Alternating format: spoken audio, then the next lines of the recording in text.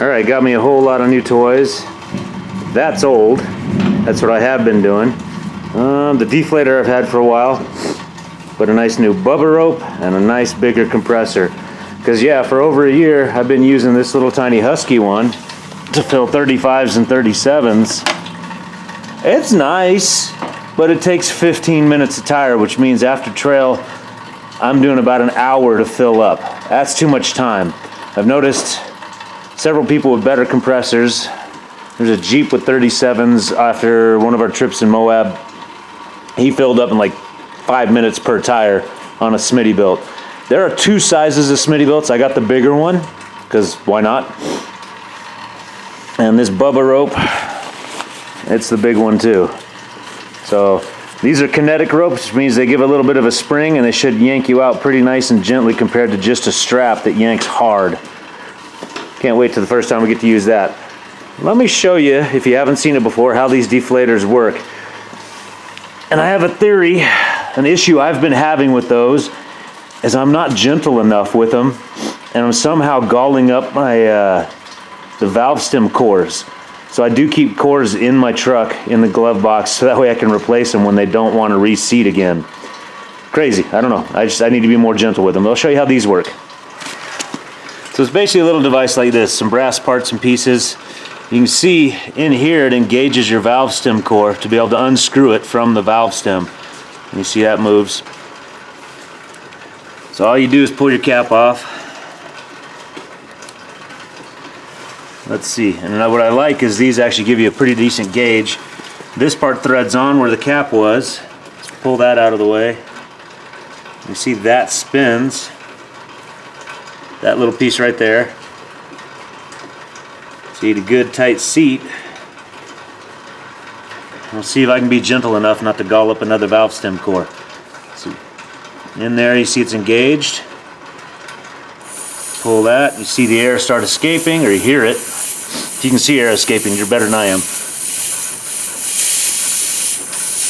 There.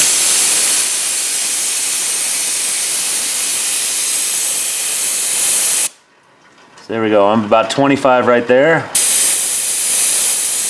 doesn't show it in progress. So it doesn't show it in progress. You stop it and take a look again. That's another couple PSI.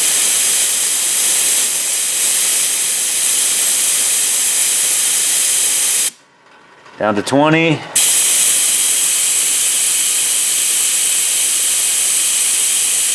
Now I had been running trails at 20 PSI because that little compressor is just such a pain in the butt to fill back up.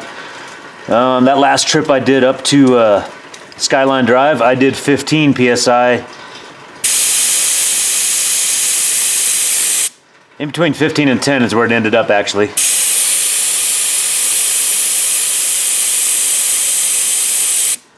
Because the digital one read different than this one reads. I don't know what that really means. Which one's right, which one's wrong, I don't know. So there we go. Call that 15. Take that piece, and be gentle, and start threading your valve stem back in. Nice and tight. Then you grab this piece here, see the two different ones, and that unscrews it off of there. If I did it right, I don't hear a leak. So I must have done okay. Now, I'll show you what it was like before. So you look at the bulge in the tire there compared to, this should be about 35 PSI is what I've been running them at. So that, compared to that, so down about, what did I put it at, 15 PSI right there? That's a good bit of flotation for when you're in the rocks, off-road in the snow, wherever. Get you more sidewall bite. Go down to 10 if you really want to. When I'm alone, a lot of times I feel better with going to 20. And then that way, if I need to, if I get to an obstacle, I can let out even a little bit more air pressure to get out of it. And that seems to have done me pretty well. Let's check this out. Let's see how we can fill it up with a Husky.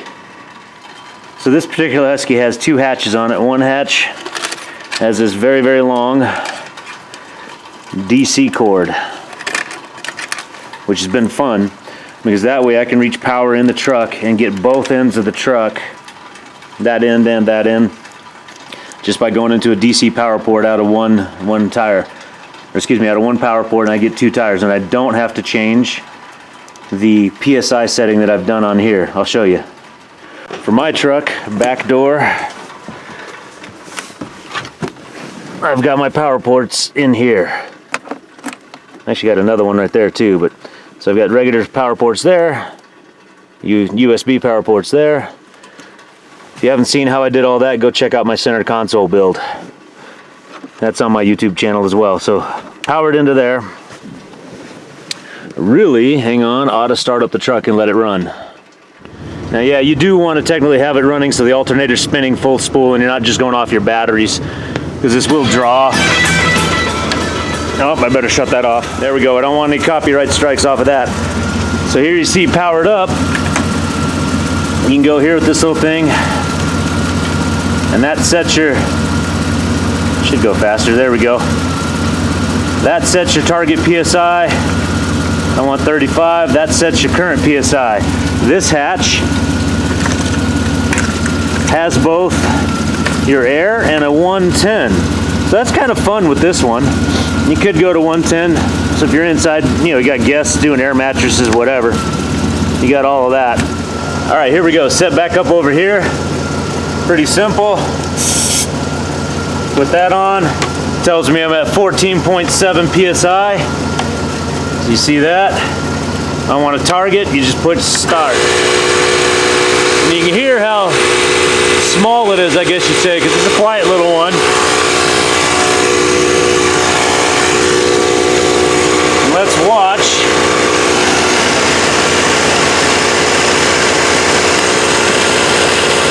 That actually let some air pressure out. What the heck? It went from 14 to 11. No joke, it was 15 to 20 minutes each time. You can see how slow that is.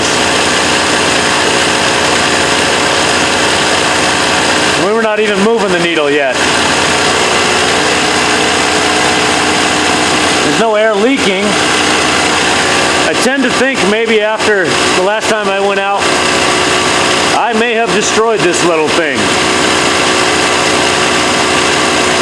Because she's not moving at all. Interesting.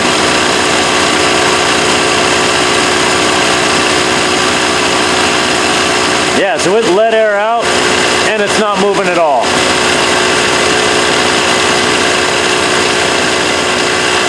On a cold day it's usually faster. This colder air is denser, but yeah, I'm getting no movement. So you see how that works. If this still works, I'll put it in the S10, so I've got something in the S10, but I don't know. Doesn't seem to be working.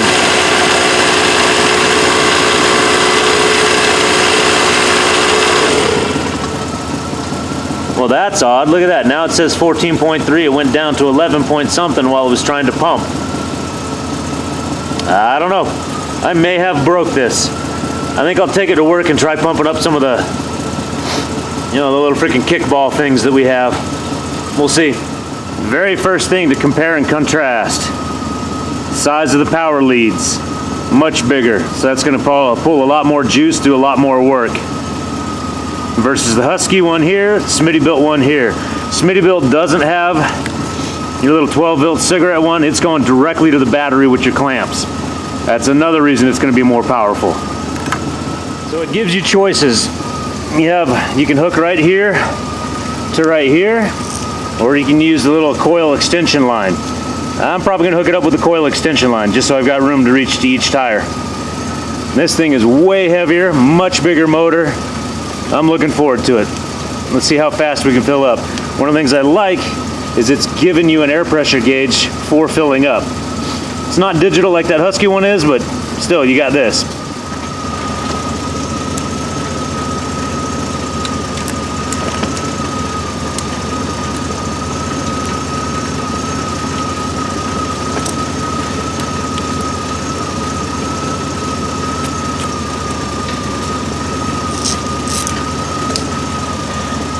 Got rubber isolators on the bottom, which is nice when you're on a hard surface. Don't know that it matter off-road.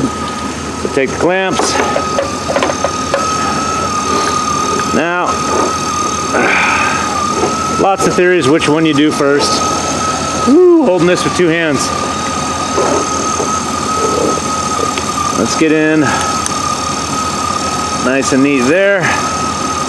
Do the positive first, then the ground. Let's get a good bite there. Got a good bite there. That should be good there. Now an on switch. Woo! Listen to how loud that one is. That's pretty cool. Now I want to see, is this? Yeah, it's thread. Cool. So that one threads in. You hear it letting air out. So that threads in nice and neat. That's got a push button there for checking where you're at, so it won't do it in progress. So boom. Let's see what we get. Look how fast that's moving the needle. Holy crap. That's about 30.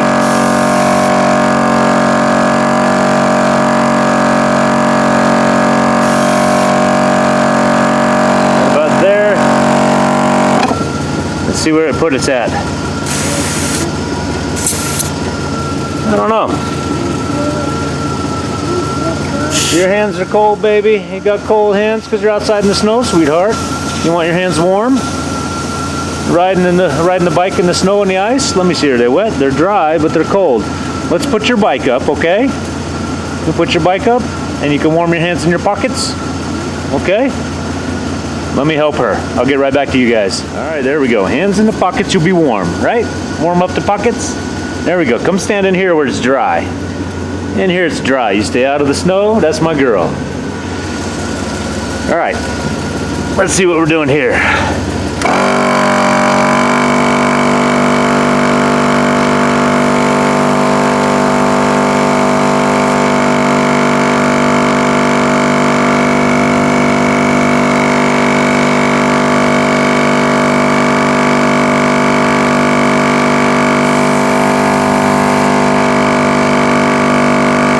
See where it moves it to. Now what I'm curious about, I shut it off. If I shut it off, it changes the needle. I need to remove that plastic film, that shipping film. Okay, according to that, I'm already up to 25, so that's not too bad. There we go, about 30, so we're about at 30 PSI. Let's hope the battery pack lasts.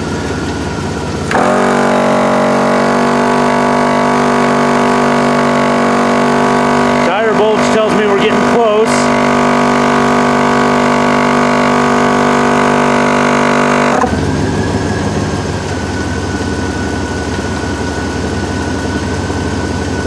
Yeah, a little bit more maybe.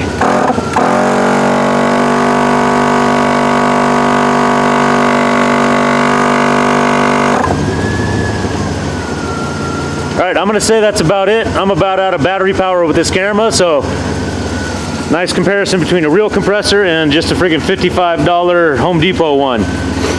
Get the real one if you can. I got that one because I got it. Save up some pennies, get this one.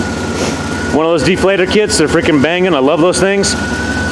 But yeah, this is how you can air down and air up on the trail, no big problem. All right, you come this far, appreciate you watching. Hope it did you some good. We'll catch you on the next one.